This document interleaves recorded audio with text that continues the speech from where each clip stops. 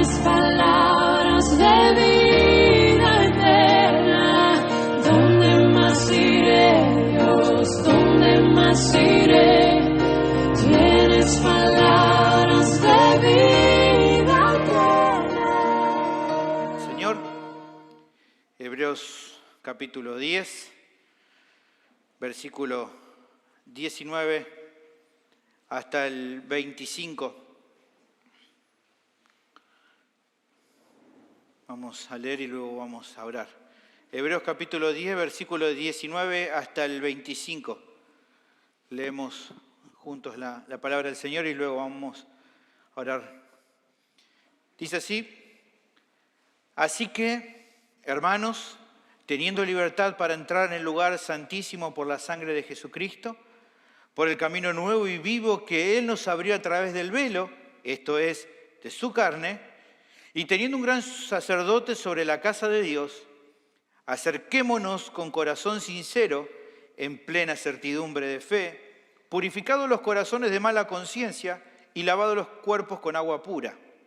Mantengamos firme, sin fluctuar, la profesión de nuestra esperanza, porque fiel es el que prometió. Y considerémonos unos a otros para estimularnos al amor y a las buenas obras, no dejando de congregarnos, como algunos tienen por costumbre, sino exhortándonos, y tanto más cuando veis que aquel día se acerca. Oremos. Bendito Señor, te damos gracias por toda esta preciosa reunión que nos has regalado, que nos estás regalando. Damos gracias por este tiempo en el cual vamos a ser expuestos a tu palabra. Danos entendimiento, luz para poder comprender correctamente las verdades que tenemos en este texto junto con sus implicaciones para nuestras vidas, que podamos creerlas y obedecerlas para que haya aprovechamiento en nuestras vidas. Ruego tu ayuda para exponer este texto, que en todo tu nombre pueda ser honrado en medio nuestro. En Cristo Jesús te lo pido. Amén. El título del sermón es La mala costumbre de no congregar. Vamos a ver hoy la primera parte. Esta semana leía una historia que me pareció muy oportuna para el sermón de hoy. Una señora preguntó cierta vez al famoso predicador John Wesley lo siguiente. Ella le dijo: suponiendo que ahora mismo usted se enterara que va a morir mañana a las 12 de la noche, pastor, ¿cómo pasaría el tiempo hasta ese momento? La respuesta de Wesley fue la siguiente. Él le dijo así: le diré, señora, lo pasaría como pienso pasarlo. Predicaría esta noche en Gloucester y otra vez mañana por la mañana. Después de esto iré a Tercanbury a predicar por la tarde y luego a la noche me juntaría con un grupo de hermanos con los que tengo pautada una reunión ministerial. Luego me iría a la casa de mi amigo Martín, que espera hospedarme, conversaría y oraría con su familia como acostumbro. Me retiraría a las 10 a mi cuarto, me encomendaría a mi Padre Celestial, me acostaría a descansar y me despertaría en gloria. ¿Por qué pienso que este relato es relevante para nuestro pasaje? Bueno, porque se presenta una actitud que es la que se espera en cada creyente fiel, no solamente en Wesley, sino en cada uno de nosotros. Un creyente genuino ya no estima su vida valiosa en sí misma, aparte de usarla de acuerdo a la voluntad de Dios, independientemente de lo que le pueda acontecer. Ya un cristiano genuino, verdadero, no busca enfocarse en sus propios intereses, en sus metas o sueños, sino que su principal propósito en la vida es a cada momento buscar agradar a Cristo con todo lo que hace. Y si bien las luchas lo pueden afectar, como cualquier otra persona, no por eso retrocede ni abandona al Señor, ni tampoco a la comunión con los santos. ¿Por qué no lo hace? Porque, como dirá el autor de la carta más adelante, en Hebreos 10:39, nosotros no somos de los que retroceden para perdición, sino de los que tienen fe para preservación del alma. Lo que podríamos preguntarnos es: ¿cuál es el motor principal que impulsa al cristiano a vivir de esta manera? Considero que justamente lo que veremos en nuestro texto, lo que Cristo es y ha hecho por cada cristiano. Ese es el motor principal de nuestra vida, lo que Él es y ha hecho por nosotros.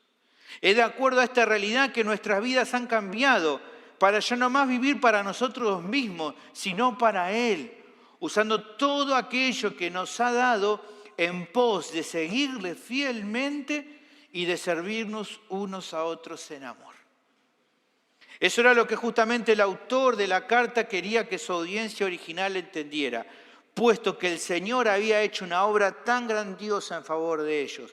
Y reconociendo el rol que el Señor determinó cumplir eternamente para su bien, la respuesta más lógica era que siguieran sus pisadas con sinceridad, con fe, esperanza y procurando animar a los demás a que hicieran lo mismo. No era opción realmente abandonar la comunidad cristiana, sino que debían exhortarse a seguir adelante a pesar de las luchas que estaban afrontando por su fidelidad al Evangelio. ¿Por qué? Porque eso es lo que se esperaba de cada uno de ellos.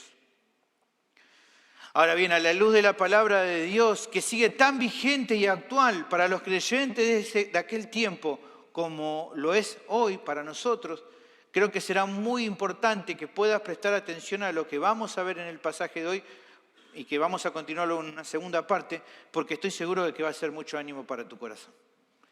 El tema del sermón es el siguiente: los creyentes, incluso en tiempos difíciles, deben andar de acuerdo a lo que Cristo es y ha hecho por sus vidas.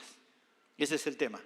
Los creyentes, incluso en tiempos difíciles, deben andar de acuerdo a lo que Cristo es y ha hecho por sus vidas. ¿Qué cosas deben procurar hacer? El pasaje presenta 4 actitudes que se esperan de ellos, de las cuales hoy vamos a ver las 2 primeras. La primera de esas actitudes, la primera de esas cosas que deben procurar hacer, es que deben acercarse a Dios con corazones sinceros y una fe segura. El versículo empieza en el 19 y vamos viendo, pero aquí arranca el texto con una conclusión que involucra a lo que viene expresando el autor de la carta y que es la base sobre la cual se apoya para mandar lo que va a mandar durante todo el pasaje de hoy, en esta primera parte y la segunda, en aquellas cosas que tienen que cumplir, porque es lo que se espera de ellos. ¿Cuál es la base? Lo vemos en el versículo 19, versículo 20, 21. Leamos de vuelta. Dice: así que, hermanos, teniendo libertad para entrar en el lugar santísimo por la sangre de Jesucristo, por el camino nuevo y vivo que Él nos abrió a través del velo, esto es, de su carne, y teniendo un gran sacerdote sobre la casa de Dios. Consideremos algunos conceptos de estos versículos para entender lo que aquí se está diciendo, que como yo te digo es la base de lo que luego va a empezar a pedir. Lo primero que notamos cuando comenzamos el versículo es el así que. Así que, ¿no? Esto es claramente una conclusión. Así que, puesto que, a partir de algo que se dijo. Lo que el autor va a hacer es utilizar algo muy común en un sermón. Ya hemos visto que todo esta carta, esta epístola a los hebreos es un solo sermón, estilo homilía. Y evidentemente entonces, como en cualquier otro sermón, lo que va a hacer es dar implicaciones a las verdades que ha expuesto. O sea, como conclusiones de una verdad que ha sido expuesta. Lo hago, usted lo ve en cada sermón que yo hago, aquí también lo hemos visto. El asunto es que por ahí nos olvidamos un poco porque venimos de una porción muy extensa de varios capítulos donde hay mucha enseñanza, pero hemos estado viendo que en otras secciones también ha hecho implicancia. Bueno, esta es una sección donde luego de dar toda una enseñanza larga, él va a dar varias aplicaciones que debían, obviamente, meditar y pensar y poner en práctica los hermanos de aquel tiempo, y lo vamos a ver que también es importante para nosotros. Como siempre resaltamos, hermanos, las verdades bíblicas, así como las del libro de Hebreos y como cualquier otro pasaje, no son solamente teología suelta, que solamente nos trae información para que sepamos y ya. Hemos visto que son doctrinas con implicancias que debemos entender, persuadirnos de aceptar, creer en ellas y al final de todo poner en práctica en obediencia. Siempre ha sido así. La Biblia no nos presenta información y bueno, ya sé algo nuevo. No, siempre son verdades profundas, muchas de ellas, pero que siempre buscan dar una aplicación para su audiencia original y de la cual nosotros obtenemos implicancias para nuestra vida. Algo parecido, si ir más lejos, lo notamos, por ejemplo, en Romanos. Si usted lee el libro, la epístola de los Romanos, va a encontrar durante varios capítulos mucha información, mucha doctrina, pero luego de dar toda esa doctrina, por ejemplo, en el capítulo 12, versículo 1, da y empieza a dar aplicaciones a partir de lo que allí enseñó. Fíjense que es muy interesante porque en Romanos 12.1 arranca lo mismo que en el que leímos a Hebreos. Fíjense, nuevamente, así que, hermanos, os ruego por la misericordia de Dios, y ahí empieza a decir, ¿no? Que presentéis vuestros cuerpos en sacrificio vivo, santo, agradable a Dios, que es vuestro culto racional. Aquí lo mismo, el así que conecta con todo lo que explicó. A partir de todo lo que explicó es lo que pide como una aplicación, una implicancia para nuestras vidas. Nuevamente, teología aplicada para una situación en particular. Lo siguiente que se nota en nuestro texto, si vamos a ir nuevamente, es a quiénes apunta la enseñanza. Se le habla, dice, a los hermanos. Con un tono aquí amoroso y humilde, el llamado que se va a hacer apunta a quienes el autor de la epístola considera que son cristianos genuinos. Y por eso es que le llama hermanos. Se considera hermanos de él. ¿Por qué considera que son cristianos genuinos y por qué les habla a ellos? Bueno, porque da por sentado que la enseñanza y los pedidos que le va a presentar pueden ser considerados con atención y obedecidos de una manera satisfactoria, de un modo que honre a Dios, solo por cristianos verdaderos. Porque solamente cristianos verdaderos pueden producir frutos genuinos y por sobre todas las cosas frutos que perduren, incluso en medio de la lucha que pueden estar padeciendo. Así que eso lo primero que tendríamos que considerar. Luego, en estos versículos que hemos leído, se expresan dos realidades importantísimas. Dos que ya se han tratado en textos anteriores, pero que en esta sección en particular hace como un resumen de cuestiones que ya la ha presentado. La primera de estas realidades a pensar es que dice, tenemos libertad para entrar en el lugar santísimo por la sangre de Jesucristo. Ya lo hemos visto esto. Como ya vimos antes, es por medio del sacrificio, antes dijo del cuerpo de Cristo, aquí dice de su sangre, son todas referencias que apuntan a la vida inocente del Señor como ofrenda por el pecado. Es por medio de ese sacrificio que tenemos pleno acceso a la presencia misma de Dios. Ya hemos estado hablando de esto. Con su sangre, el Señor cubre nuestra indignidad, limpiando nuestro interior y perdonando nuestra culpa. En Hebreos capítulo 9, versículo 14, decía, cuánto más la sangre de Cristo, el cual mediante el Espíritu Eterno se ofreció a sí mismo sin mancha a Dios, limpiará vuestras conciencias de obras muertas para que sirváis al Dios vivo. Ahí hablaba, ¿se acuerdan de ese rociado, esa limpieza interna? Y luego en el versículo 22 decía, y casi todo es purificado, según la ley, con sangre, y sin derramamiento de sangre no se hace remisión. ¿Se acuerdan? Perdón. No hay perdón si no hay sangre de por medio. Es por esto, por esa obra que el Señor Jesús ha hecho, que entonces a la obra de Cristo se la reconoce como el camino nuevo y vivo que Él nos abrió. Es interesante que se le llama nuevo en el sentido que fue transitado primero por Cristo, o sea, primeramente inaugurado por Él. Es uno que se habla de nuevo porque se terminó de realizar recientemente, aunque estuvo planificado desde la eternidad. Pero también es interesante que el término en el original es la palabra prósfatos. Es interesante porque esta palabra es solamente aquí utilizado en toda la Biblia. Da la idea de un camino que ha sido recientemente abierto por medio de una muerte. Esto quiere decir esta palabra. Originalmente se usaba como esto. Un camino nuevo, atravesado, inaugurado por medio de un sacrificio. No existía hasta que el Señor lo abrió con su sacrificio y por el cual entró Él mismo. Pero además de ser nuevo, también se dice que es un camino vivo. Es uno que por medio de la muerte de uno otorga vida al resto.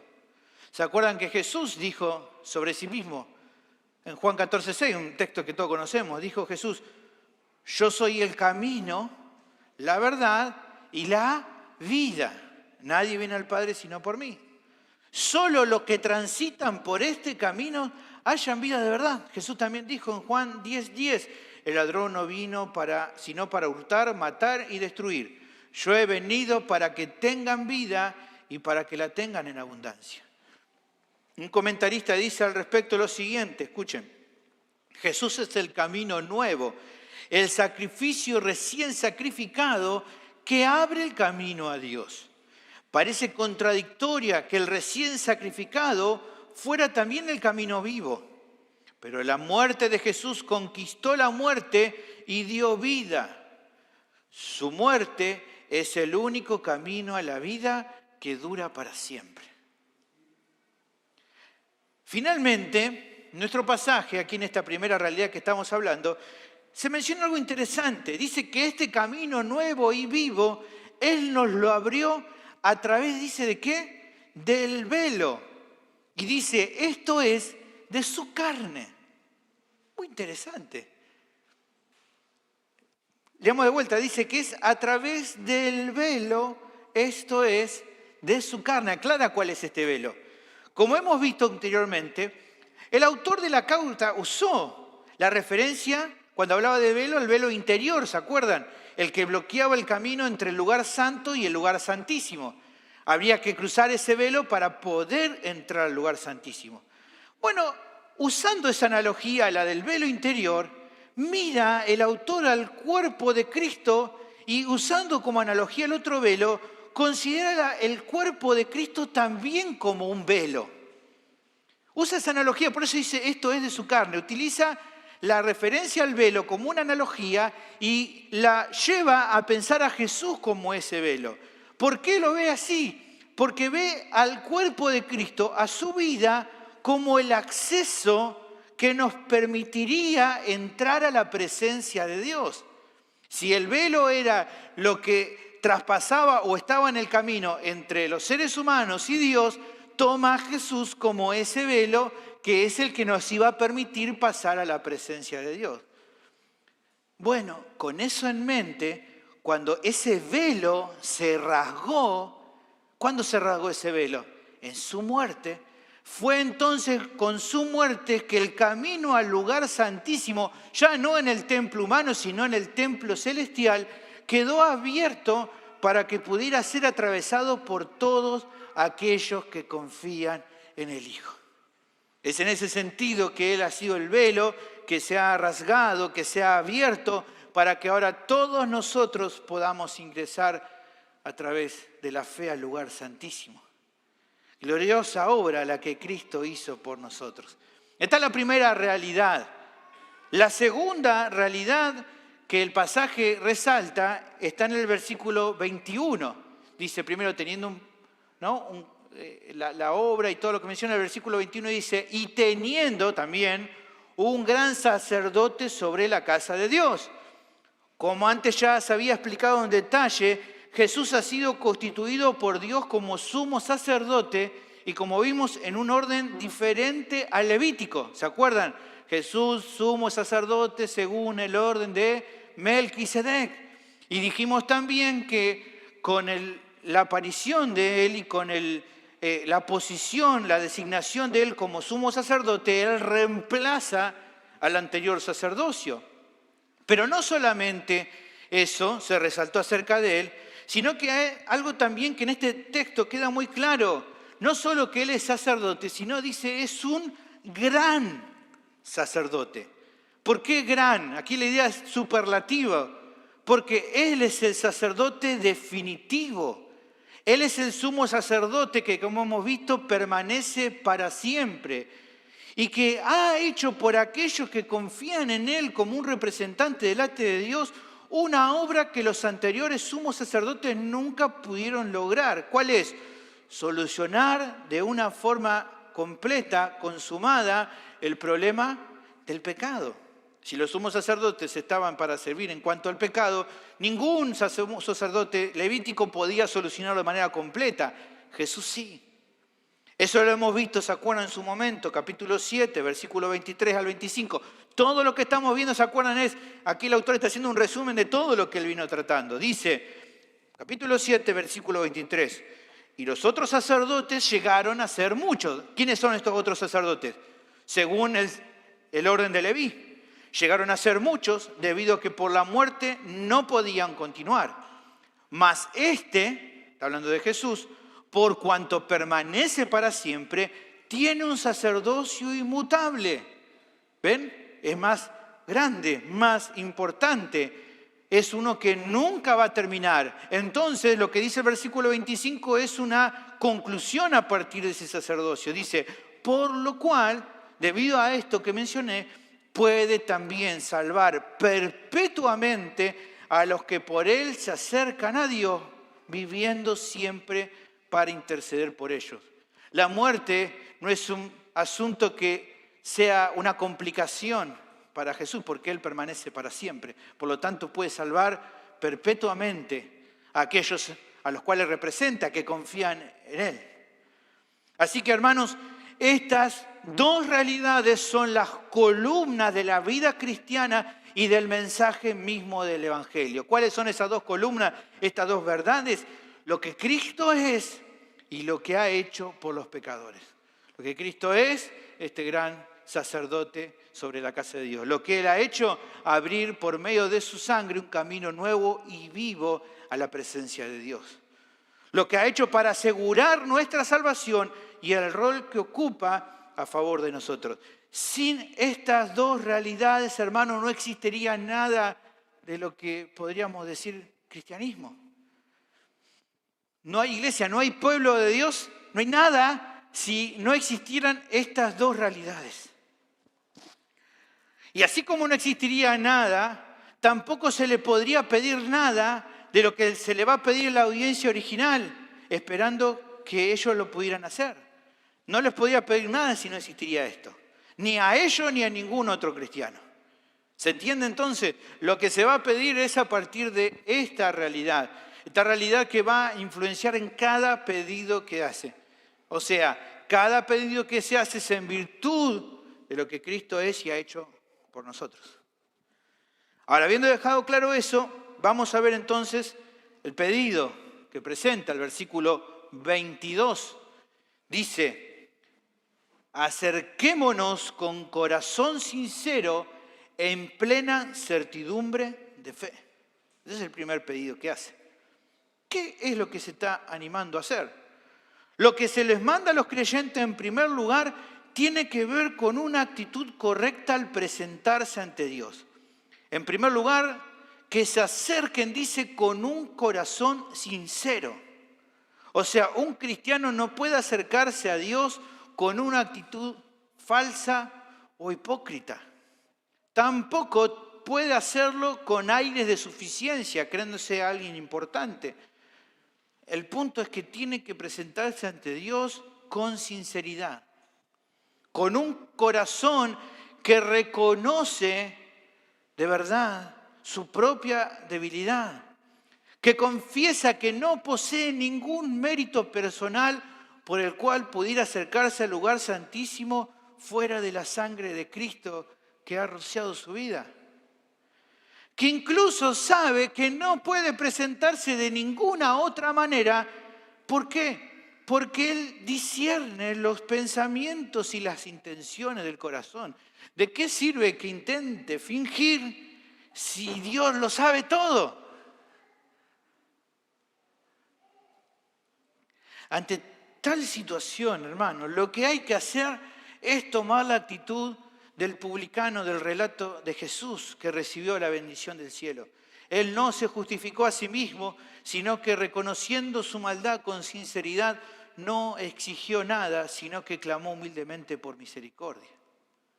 Usted lo sabe, lo podemos leer. Lucas capítulo 18, versículo 10 al 14. Me gusta la versión internacional como lo dice. Dice, 2 hombres subieron al templo a orar. 2 personas quisieron acercarse a Dios, podríamos decir. Uno era fariseo y el otro recaudador de impuestos. El fariseo se puso a orar consigo mismo. Oh Dios, te doy gracias porque no soy como otros hombres, ladrones, malhechores, adúlteros, ni mucho menos como ese recaudador de impuestos.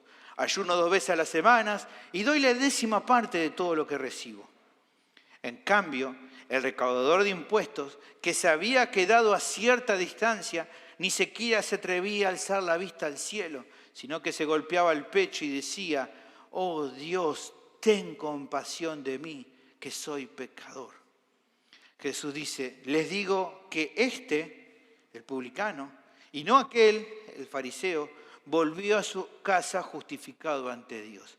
Pues todo el que a sí mismo se enaltece será humillado, y el que se humilla será enaltecido. Ahora, junto con esta clase de sinceridad, el texto resalta también que los creyentes deben acercarse a Dios en plena certidumbre de fe, así dice nuestro pasaje, con sinceridad, en plena certidumbre de fe. La fe, como sabemos, es un regalo de Dios, así lo vemos en Efesios capítulo 2, 8, hoy lo veíamos, y producida por medio del Evangelio, como se menciona en Romanos 17. Ahí en la versión de las Américas dice: la fe viene por el oír la palabra de Cristo, el Evangelio. Es justamente la fe, la virtud requerida para acercarse a su presencia. Porque el punto de todo esto es, hermanos, ¿cómo se acuerdan el texto cuando hablábamos de acercarnos confiadamente ante el trono de la gracia para hallar misericordia y alcanzar gracia para el oportuno socorro? ¿Cómo podríamos acercarnos ante su trono para solicitar misericordia y hallar gracia para el oportuno socorro sin confiar en que Él puede hacer algo por nosotros? Una actitud así es absurda, venir ante Dios a pedirle algo sin confiar que Él puede hacer algo por lo que le estoy pidiendo. Es absurdo, pero no solo es absurdo, sobre todo no es de agrado a Dios. Ya lo vamos a ver más adelante en el capítulo 11, versículo 6, que dice allí: pero sin fe es imposible agradar a Dios. Así que si no me presento ante su presencia con fe, yo diría mejor no presentarme, porque no le agrada. Aquí dice el texto. Si vamos a acercarnos a su presencia, tiene que ser con una fe segura en que ya estamos en paz con Él y que por ende nos escucha y no nos va a rechazar. Porque un creyente que no va a Dios con una fe de este tipo es una contradicción. ¿Cómo se puede ser creyente y no creer? Bueno, con esto en mente es que podemos entonces definir la primera actitud que el texto nos brinda respecto a la actitud que debe tener un creyente de acuerdo a lo que Cristo es y ha hecho por su vida, incluso en tiempos difíciles. Debe acercarse a Dios con un corazón sincero y una fe segura, porque la falta de sinceridad y de fe segura no son actitudes que se esperan de un cristiano verdadero. Esta sección prosigue contestando las siguientes preguntas. ¿Cómo es que podemos acercarnos a Dios de esta manera? ¿Cómo tenemos confianza de que si así vamos nos va a recibir? Bueno, el texto presenta lo siguiente al respecto, terminando esa sección. Dice: purificados los corazones de mala conciencia y lavados los cuerpos con agua pura. Aquí considero que la traducción como está hecha aquí, puede generar un poco de confusión. No es que aquí el autor de Hebreos esté diciendo para acercarse a Dios, hermanos, deben purificarse y lavarse. No está diciendo eso. ¿Cómo sabemos que no es así? Bueno, porque ambos verbos en el original, tanto purificados como lavados, en el original están en la voz pasiva. O sea, no es algo que hacemos nosotros, sino alguien que hace algo por nosotros. La voz pasiva funciona así. No es algo que yo hago, sino lo que otro hace sobre mí. En este caso, evidentemente, se trata de Dios que hace algo por nosotros. Es lo que Él ha hecho a nuestro favor. O sea, ¿qué es lo que hizo? Aquí dice primero, ha purificado. La mejor traducción sería rociado. En vez de purificado, se relaciona más con lo que hemos estado viendo. Él ha rociado, ha purificado nuestros corazones para limpiar nuestro interior, ¿se acuerdan? Nuestras conciencias de malas obras. Es lo que Él ha hecho interior. También dice que ha lavado nuestros cuerpos con agua. Una referencia que muchos eruditos consideran que apunta a la palabra cuando habla del agua. Así, por ejemplo, lo vemos en Efesios 5, 25 y 26. Dice, maridos, amad a vuestras mujeres, así como Cristo amó a la iglesia y se entregó a sí mismo por ella, para santificarla, habiéndola purificado en el lavamiento del agua por la palabra. En definitiva, lo que notamos es que el autor quiere resaltar una limpieza de parte de Dios en los creyentes, tanto interna, por eso menciona los corazones, como externa, y por eso menciona también los cuerpos. Esto apunta a que, aunque todavía hay pecado remanente en nuestras vidas, como ya hemos visto anteriormente hablando de la santificación posicional, es que posicionalmente hemos sido santificados por el Señor para que entonces estemos en condiciones adecuadas de entrar al lugar santísimo. Si posicionalmente no sería así, no podríamos pasar. Así que entonces la mejor manera de expresar esta parte final sería, debemos acercarnos a Dios con sinceridad y una fe segura, puestos que nuestros corazones son purificados de mala conciencia y nuestros cuerpos lavados con el agua pura de su palabra por Dios mismo. Por eso podemos entrar. Por eso hay confianza. Ahora, lo que queda por reflexionar en esta sección es respecto a lo que el autor de la carta está queriendo enseñar con todo esto a su audiencia original. Bueno, pienso que se trata de un pastor que está preocupado por aquellos a los cuales ama y que en este momento de lucha que están afrontando no está pudiendo ministrarlos presencialmente. Él está en otro lugar, no está cerca de ellos. Sabe que están luchando, lidiando, batallando por no abandonar. Entonces él se pregunta, ¿qué palabras puedo hablar a la distancia? ¿De qué forma los puedo animar en estas luchas que están aconteciendo? Bueno, creo yo que con estos versículos que está hablando aquí y con los que vendrán luego en lo que vamos a ver más adelante en el pasaje, la clave, hermano, es llevarlo a entender cómo debían proceder si no querían deslizarse. O sea, a ver, para que se entienda, no es que el autor de la carta en un tono pastoral está diciendo, bueno, hermanitos, realmente sé que la están pasando mal. Así que bueno, si quieren hacer una pausa del camino que tienen por delante, los reentiendo, no se hagan problema. Si quieren aliviar la carga que están afrontando por causa del Evangelio, buscando vivir la vida cristiana de una forma superficial, háganlo, no pasa nada. Cuando la cosa esté más tranquila, bueno, ahí ven si se quieren poner de vuelta las pilas y buscar al Señor. Bueno, no es eso lo que le está diciendo. No es justamente eso. Todo lo contrario. En este caso los está exhortando de esta manera. Hermanos, entiendo que están pasando momentos difíciles. Sé lo duro que es ser fiel a Cristo en un ambiente hostil al Evangelio.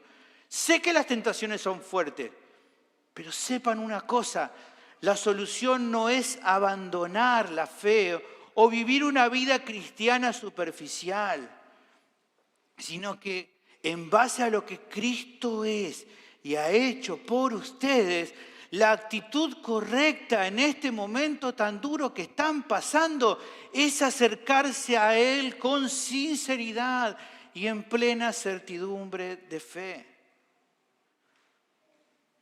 Pensemos solo por un momento en esta exhortación. ¿Qué es lo que intenta hacer la aflicción, la prueba en nuestra vida? ¿Qué es lo que intentan hacer las tentaciones en cuanto a nuestra relación con el Señor? ¿A dónde nos quiere empujar? A volvernos atrás, a volvernos al mundo, a alejarnos de Cristo.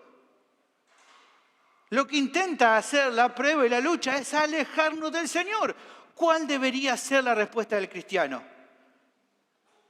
Claramente no seguir alejándome más, sino lo que esta sección plantea. Cuando más me siento luchado a alejarme, más debo esforzarme en querer acercarme al Señor.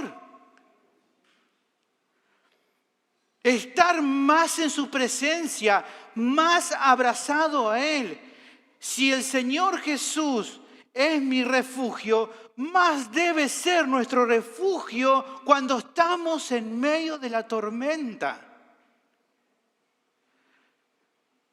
Él debe ser nuestro refugio hasta que la tormenta pase. Así que evidentemente es eso, acercarnos más a Él. pero también se plantea otra cuestión. Si te está costando ser fiel a Él, ¿es la respuesta adecuada acercarnos al Señor con falsedad, no reconociendo que la estamos pasando mal? ¿No debemos mejor ser sinceros y confesarle que necesitamos de su ayuda y fortaleza? ¿No sería eso mejor la actitud?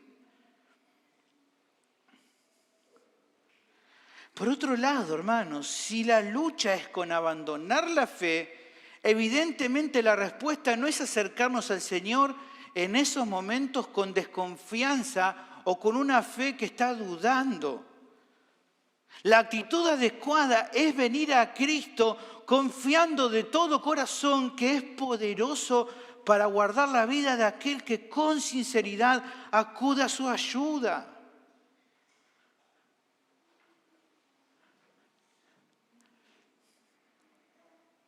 ¿De dónde surge una fe así? Del Evangelio.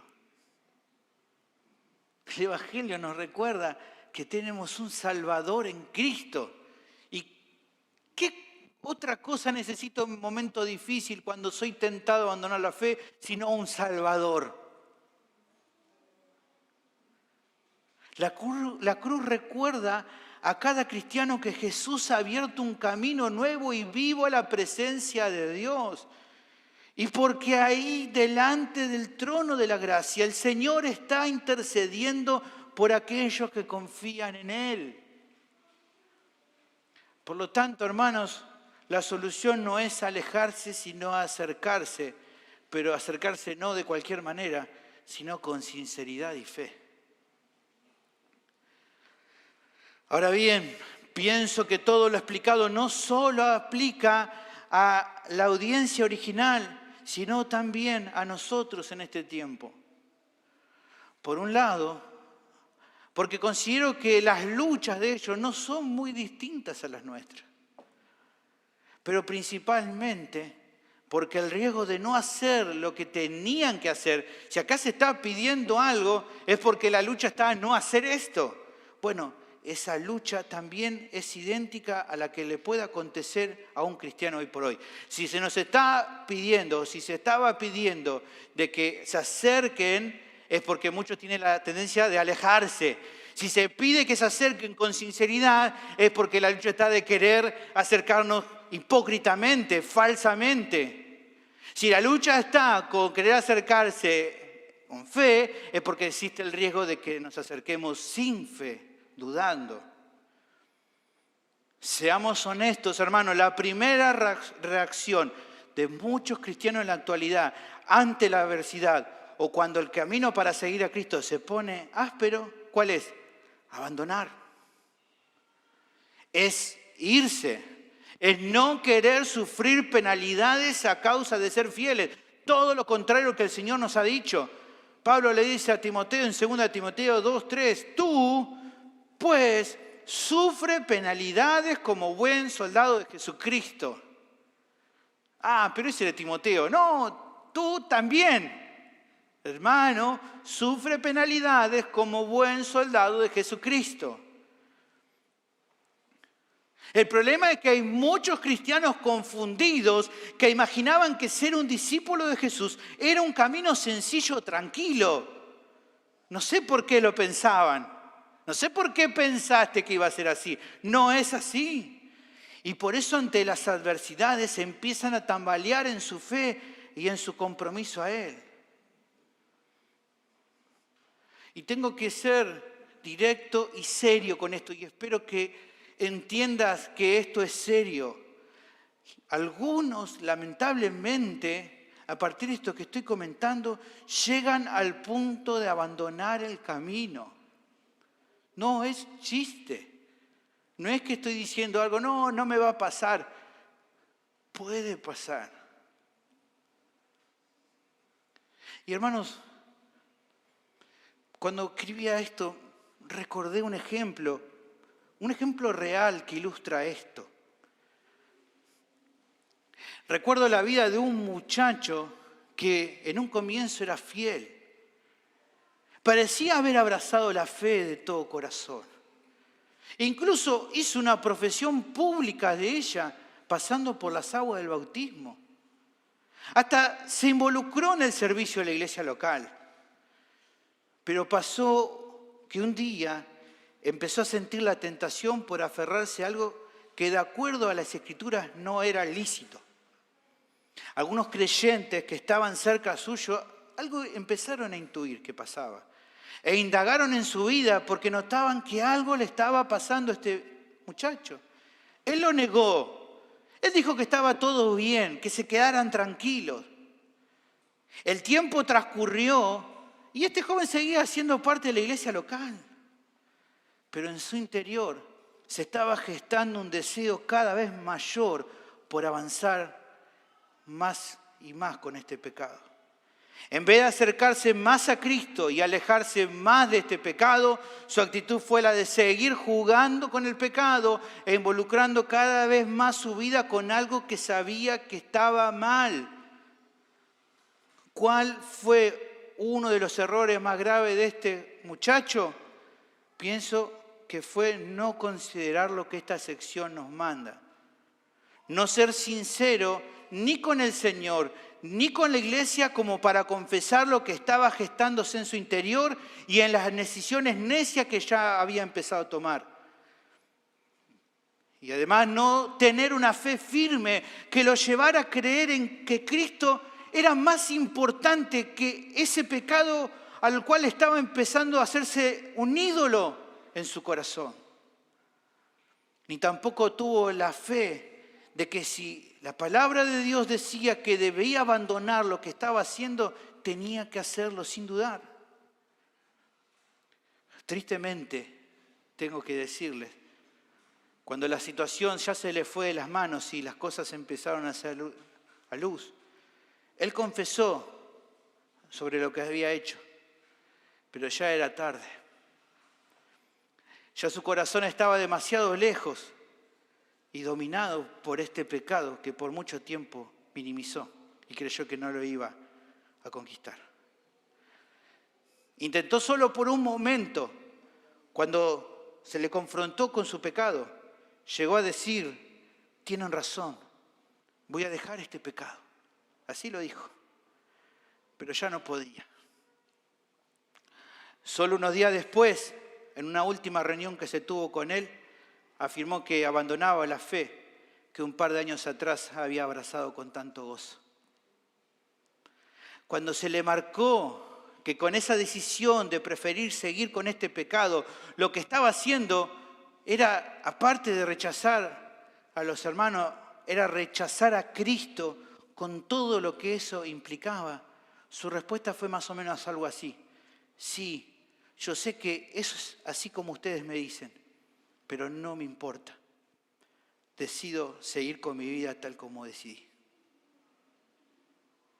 Abandonó al Señor y a la iglesia local. Por lo que supimos tiempo después, a este joven no le fue bien, tal como sabíamos que iba a pasar si seguía adelante con esta decisión errada. Hoy anda en el mundo perdido, incluso más sumergido en el pecado que en ese momento. Esto es serio, hermanos.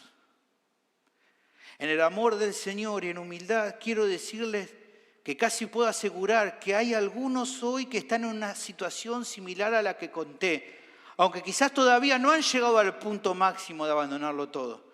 Por ahí no llegaron a ese extremo, pero sí está claro que le está costando perseverar. Hay, por ejemplo, luchas en su corazón contra el pecado. Hay otros a los cuales las presiones del mundo, tal vez la influencia de falsos hermanos o de amigos del mundo lo están agobiando demasiado. Ser obedientes a Dios les está costando mucho. Se sienten tentados a dejarlo todo. Seguir a Cristo con la misma fidelidad de siempre se le está presentando ya muy difícil. ¿Cuál debería ser su actitud? Bueno, a la luz de lo que vimos en esta parte, la misma que deberían tener siempre, en todo tiempo. Acercarse al Señor con sinceridad y en certidumbre de fe. La actitud no debería variar de acuerdo a la condición en las cuales te encuentres, sino que en todo tiempo tiene que ser la misma. Porque déjame decirte que si pensás que solo tenés que ser sincero al acercarte a Dios y tener una fe firme cuando las cosas marchan bien, pero que tenés vía libre de manejarte como vos quieras cuando las cosas se ponen difíciles, estás errando. No es que esto se hace la voluntad de Dios cuando estoy bien y cuando no me siento bien puedo hacer lo que quiera. No. Estás errando y te estás exponiendo a un peligro muy grande. No debes pensar de esa manera. Debes considerar lo que Cristo ha hecho por vos. Debes recordar que ahora Él es el que te representa delante del Padre. Y como respuesta entonces debes andar en obediencia como Él lo requiere porque es la forma más segura de perseverar en el camino. Hay personas que dicen, sí, pero bueno, voy a ver cuando lo sienta. No, acá no se trata de sentir, se trata de creer en Él y obedecerle. Porque tu corazón es recontra engañoso. Por eso no puedes jugar con esto.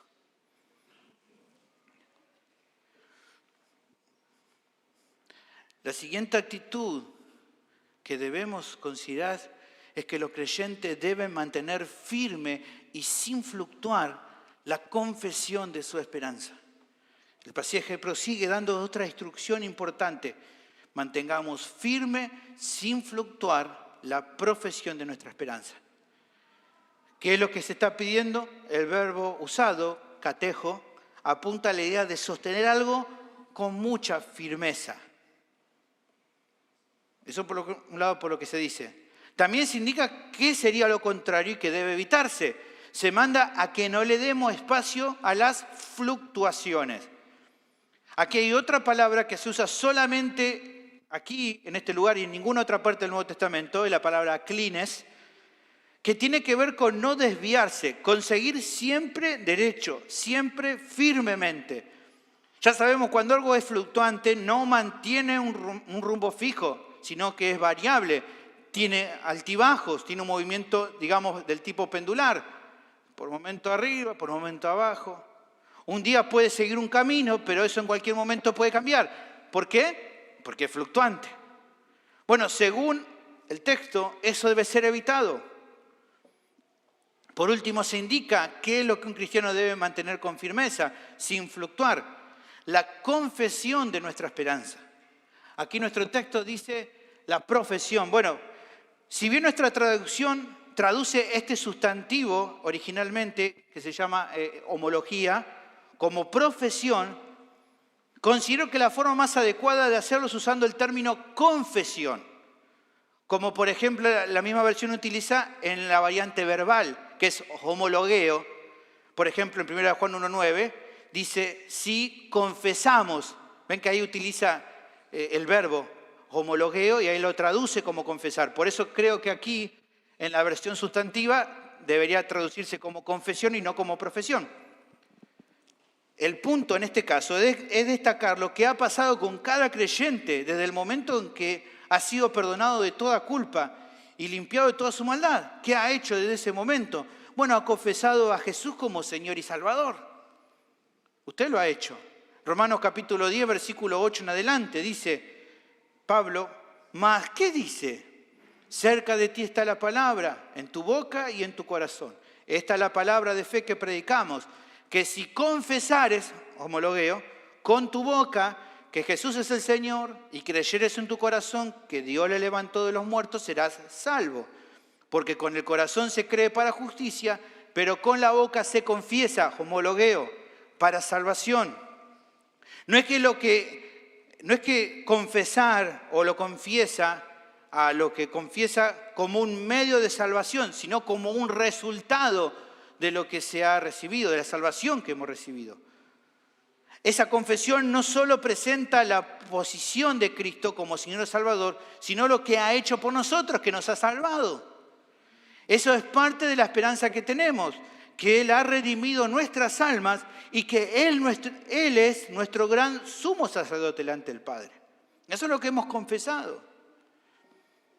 Pero considero que asimismo aquí esta confesión apunta a algo que al final de toda esta sección, de todo este pasaje, y luego en los textos que van a seguir posteriores, se va a tratar con más detalle. La esperanza en cuanto a lo que hemos recibido, pero la esperanza también del retorno de Cristo. Vamos a ver que luego al final lo va a mencionar, ya como dijimos, él tiene el estilo, el pastor, el autor de la carta. Él va tirando pequeños mensajitos cortitos de lo que luego va a tratar con más detalle. Cada uno de estos principios, entonces, en cuanto a la esperanza, son aquellos que los cristianos confiesan como una esperanza segura. Recuerdan lo que el Señor ha hecho por ellos y lo que asimismo Él es, y entonces como respuesta mantienen con firmeza y sin fluctuar la confesión de su esperanza. Esta es la segunda actitud esperable de un creyente que vive con la mente puesta en lo que el Señor es y ha hecho por Él, incluso en los momentos más críticos de su vida. Un comentarista del siglo pasado menciona al respecto lo siguiente, escuchá. Suponemos, dice el autor que en la iglesia primitiva había una confesión elemental, ya sea en la forma de Jesús es el Señor, algo como lo que se ve en 1 Corintios 12:3, o como palabra fiel, como se observa en 2 de Timoteo 2, 11 al 13. No hay seguridad, dice este comentarista, acerca de si el escritor de la carta tiene en mente alguna confesión en particular, pero deja en claro que sus lectores tienen una confesión. Y menciona Hebreos 13:15. Así que ofrezcamos siempre a Dios, por medio de Él, sacrificio de alabanza, es decir, frutos de labios que confiesan su nombre. El contenido de esta confesión es la expectativa de que Cristo cumplirá todas las promesas que ha hecho y que todos aquellos que profesan el nombre de Cristo poseen estas promesas. Dice luego el comentarista, el escritor dice que confesamos esperanza, virtud que él ha enfatizado a lo largo de su epístola y menciona, por ejemplo, Hebreos 6:11, donde dice, pero deseamos que cada uno de vosotros muestre la misma solicitud hasta el fin para plena certeza de la esperanza. Y luego versículo 19, hablando de la esperanza, dice, esperanza la cual tenemos como segura y firme ancla del alma y que penetra hasta dentro del velo. Y luego en capítulo 7, versículo 29, dice, pues nada perfeccionó la ley y de la introducción de una mejor esperanza por la cual nos acercamos a Dios.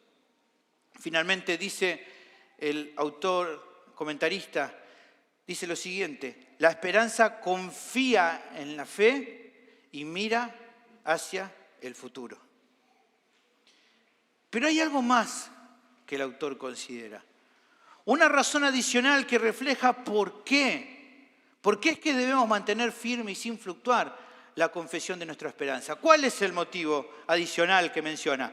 Es lo que da a continuación en el pasaje. Dice, mantengamos firme y sin fluctuar la confesión de nuestra esperanza porque fiel es el que prometió. Preciosa verdad, hermanos.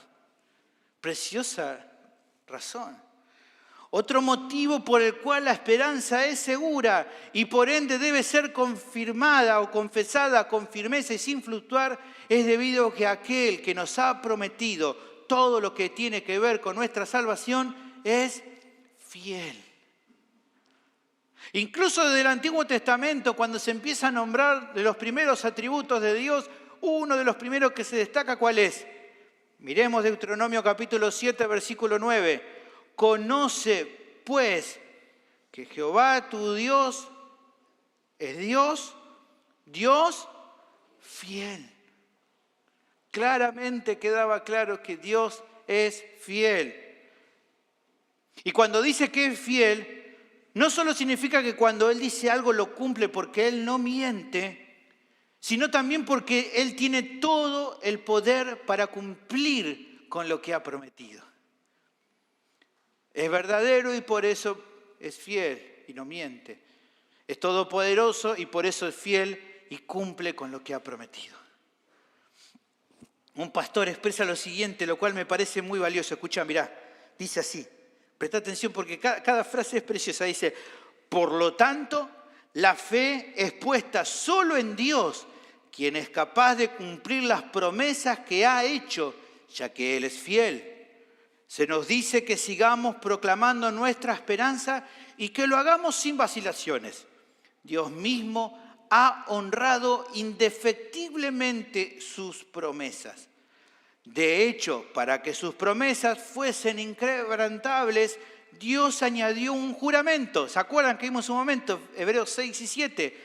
Por lo cual, queriendo Dios mostrar más abundantemente a los herederos de ¿qué cosa? De la promesa, la inmutabilidad de su consejo, de su propósito, de lo que Él determinó hacer, ¿qué hizo? Interpuso juramento. Y escuchá la siguiente definición de este autor porque es genial. Dice, para Él dejar de existir es tan imposible como dejar de ser fiel a su promesa. Terrible. Luego vuelta, porque por ahí uno lo lee así nomás. Para Él dejar de existir es tan imposible como dejar de ser fiel a su promesa. El Dios que salvó al creyente por medio de la muerte sacrificial de Cristo ha prometido no abandonar nunca el alma que se ha apoyado en Cristo en busca de reposo. Y finalmente dice este autor, y Dios es fiel, puesto que le promete al creyente, nunca te dejaré, nunca te olvidaré, como veremos más adelante en Hebreos 13:5. Hermanos, los cristianos tienen entonces sobradas razones para confiar y obedecer lo que esta sección demanda por ellos. Lo que queda por considerar es cómo este segundo pedido mencionado, que será hasta donde hoy vamos a avanzar, debería repercutir en la vida de la audiencia original. ¿Cómo esto podía afectarles de forma positiva en las luchas que estaban afrontando? Pienso que no es muy difícil determinarlo, así como considero también que este llamado es igual de aplicable para nuestras vidas actualmente. Hermanos, sin lugar a dudas, en el comienzo de la vida cristiana, el entusiasmo y la alegría por haber sido rescatados de la condenación en la que estábamos era más que suficiente para ver todo color de rosa en el camino del Señor. ¿Qué importaba tener que sacrificar ciertas cosas cuando se había recibido tanto? El mundo, probablemente amigos del mundo, nos llamaban locos, pero francamente no nos importaba. Les comentábamos, en cambio, a todos los que podíamos acerca de la nueva vida en Cristo. Pero al correr del tiempo, ese entusiasmo inicial por momentos se va enfriando. Seguir a Cristo se torna cada vez más dificultoso. Y las apetencias de la carne, sumadas a las ofertas mundanas de una vida más confortable, llena muchas veces al cristiano a su corazón de dudas y quebranto. ¿Qué incentivos se pueden encontrar para no claudicar? Bueno, desde el comienzo del pasaje ha quedado claro. Este camino que estamos transitando no es una alternativa más entre muchas, sino el camino nuevo y vivo que nos lleva de verdad a la presencia de Dios, cosa que ningún otro camino nos puede dar. Asimismo, el representante al que seguimos y en el que depositamos nuestra confianza no es un líder espiritual entre muchos que pueden haber. Jesús es el Hijo de Dios, Señor sobre todo el universo, todo suficiente, Salvador de la humanidad y el único gran sacerdote sobre la casa de Dios. Además, las promesas que hemos recibido respecto a nuestra salvación y herencia eterna son 100% seguras, porque el que lo prometió es fiel. Así que ante estas verdades, ¿cómo podemos no mantener firme la confesión de nuestra esperanza? Bueno, nuevamente, si está diciendo esto, es porque tristemente lo que el autor declara en esta sección es una actitud que muchas veces no es observada en los cristianos. En vez de mantenerse firmes en lo que confiesan como esperanza, son fluctuantes. No se mantienen bien dirigidos, sufren altibajos en su fe. ¿Por qué? Bueno, pienso que una de las causas es, sin lugar a dudas, el no considerar este llamado del Señor a andar como se requiere, fruto de no meditar a diario en las verdades que hemos visto. Y en vez de meditar en estas verdades, en que Él ha abierto un camino nuevo por medio de su sangre, en que Él es nuestro gran sumo sacerdote, en que Él es fiel en cumplir con sus promesas, los corazones de muchos cristianos se distraen con los afanes de este mundo, como si la vida actual fuera todo lo que van a vivir. Bueno, la perspectiva pastoral de este pasaje nos lleva a poner las cosas en su divino orden. Hermanos, vivimos en este mundo, pero ya no somos de este mundo. Dejamos la vida vieja, el camino antiguo, y ahora estamos en un camino nuevo y vivo. ¿Y quién nos representa delante del Padre, este gran sumo sacerdote? Nos da las pautas que tenemos que seguir. Él nos dice, Él ha abierto el camino y nos dice que tenemos que seguirle, pero no nos dice que podemos seguir como nosotros queremos. Él nos dice cómo tenemos que seguirlo. Lo dejó bien claro y lo podemos leer, por ejemplo, en Marcos capítulo 8, versículo 34 y versículo 35. Llamando a la gente y a sus discípulos, Jesús les dijo, si alguno quiere venir en pos de mí, niéguese a sí mismo y tome su cruz y sígame. Y versículo 35 dijo, porque todo el que quiera salvar su vida, la perderá. Y todo el que pierda su vida por causa de mí, del Evangelio, la salvará. Hermano, si esto es lo que se nos pide, ¿qué pensás? ¿Es lo que hay que hacer? No, pero yo no quiero tomar mi cruz. Bueno, no lo hagas. Pero así no se puede ser un seguidor de Cristo. El que quiera seguirle, un seguidor, ¿qué hace? Se niega a sí mismo, toma su cruz y le sigue. Es lo que hay que hacer, hermanos. Incluso en los momentos más difíciles que nos toque pasar, en los cuales nuestra fe es probada, lo que hay que seguir haciendo en esos momentos difíciles es nuevamente negarnos a nosotros mismos, tomar nuestra cruz cada día y seguirle. Mi pregunta ¿es así en tu vida, hermano? ¿Estás tomando tu cruz cada día? ¿Te estás negando a vos mismo? Antes de terminar, quiero hablarles a aquellos que todavía están sin Cristo. Muy que seguro que tu vida no refleja ni sinceridad ni una fe firme en Él.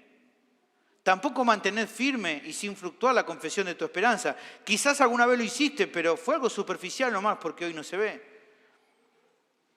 Y probablemente también sabes que si es así, sabes en lo profundo de tu corazón que si esta misma noche Dios te llama a ir a su presencia, te espera la condenación eterna.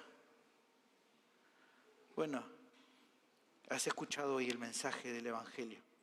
Has escuchado hoy lo que Cristo ha hecho por tu vida. Has escuchado lo que Él es. Bueno, hoy entonces puede ser el día que todo eso cambie para siempre si crees en este mensaje. Mi llamado es que rindas tu vida a Cristo. Que confíes en Él y en su obra redentora de todo corazón. A que hoy te arrepientas de todos tus pecados. Porque si así lo haces, hoy mismo podés recibir el perdón y la vida eterna. Esta misma tarde-noche, tu destino eterno puede cambiar. Por eso te animo, querido oyente, reconciliate hoy con Dios por medio de Cristo. No esperes más.